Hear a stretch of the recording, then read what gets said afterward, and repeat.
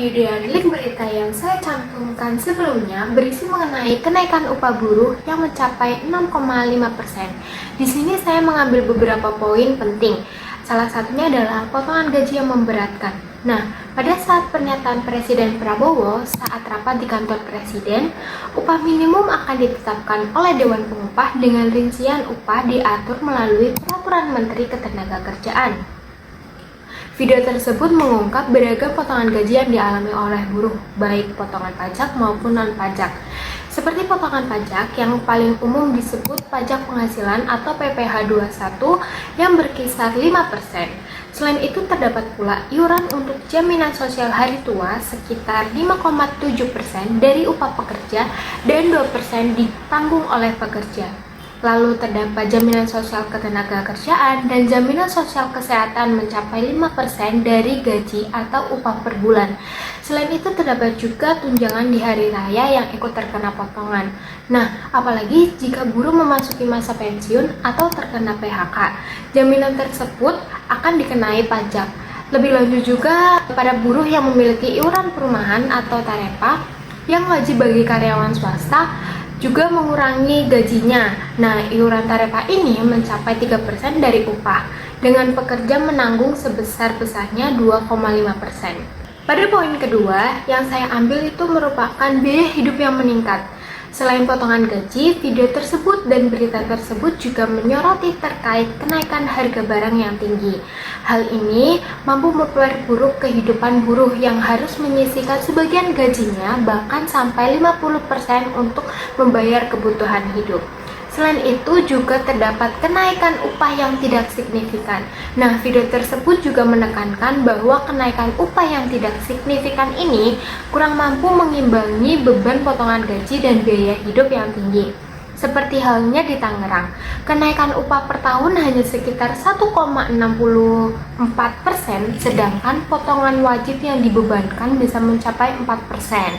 Nah, di sini saya mengambil bahwa pihak-pihak yang terkait dalam peristiwa tersebut hingga memunculkan konflik itu salah satunya adalah buruh atau serikat pekerja, karena sebagai pekerja dan pihak yang berkonflik serta untuk memperjuangkan hak-hak buruh.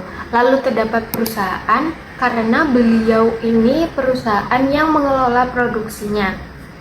Selain itu juga terdapat pemerintahan provinsi atau pemerintah pusat. Nah, sebagai pihak atasan yang dianggap sebagai pemicu konflik terkait memberikan kenaikan upah tersebut.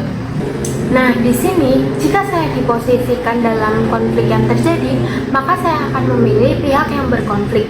Contohnya sebagai seorang pekerja di pabrik yang mendapatkan berita terkait kenaikan upah. Lalu, strategi, tahapan, dan proses manajemen yang akan dilakukan sesuai posisi yang saya pilih, yaitu pihak yang berkonflik, maka saya akan melakukan sebuah negosiasi. Karena sebagai pihak yang berkonflik, mengambil strategi negosiasi itu sesuai dengan materi pada keterampilan negosiasi dalam manajemen konflik ini, maka saya akan menerapkan strategi berunding atau berdiskusi. Nah, pada tahap ini untuk proses manajemen konflik dapat dilakukan dengan hal berikut. Nah, pada tahap pertama tentunya saja mempersiapkan. Nah, di tahap ini sebagai seorang yang berkonflik harus mengidentifikasi masalah utama seperti kenaikan upah, potongan gaji, dan biaya hidup.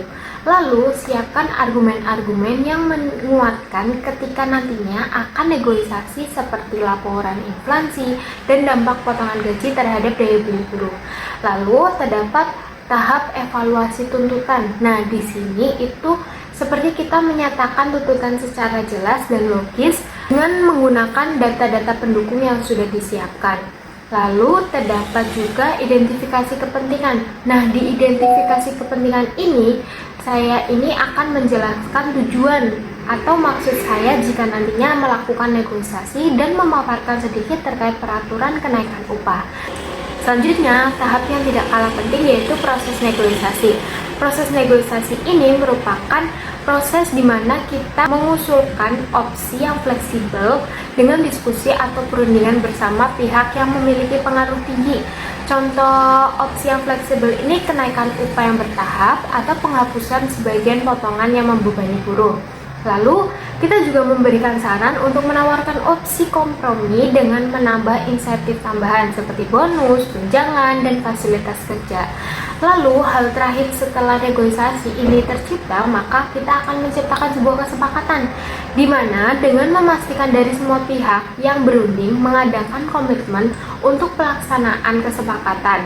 Nah, dalam hal ini juga membutuhkan mediasi sebagai pihak tengah. Di sini, saya akan menjelaskan terkait kaitannya dengan manajemen konflik. Nah, kaitannya dengan manajemen konflik ini itu dengan melakukan identifikasi konflik untuk mengetahui penyebab konflik, lalu melakukan pendekatan kolaboratif dengan cara menggunakan metodologi negosiasi yang menekankan pada kepentingan bersama. Selain itu, melakukan komunikasi efektif saat melakukan negosiasi untuk mencari dukungan agar mampu memperkuat argumen buruh. Maka dapat diambil kesimpulan bahwa mencerminkan sesuatu itu penting dengan pendekatan manajemen konflik yang menyeluruh. Nah, dengan fokus pada solusi yang adil dan berkelanjutan bagi semua pihak yang terlibat, konflik diselesaikan melalui kompromi yang memperhatikan keseimbangan antara kebutuhan buruh dan kemampuan perusahaan, sambil melibatkan peran aktif pemerintah sebagai mediator. Sebelumnya, terima kasih. Wassalamualaikum warahmatullahi wabarakatuh. Bye-bye.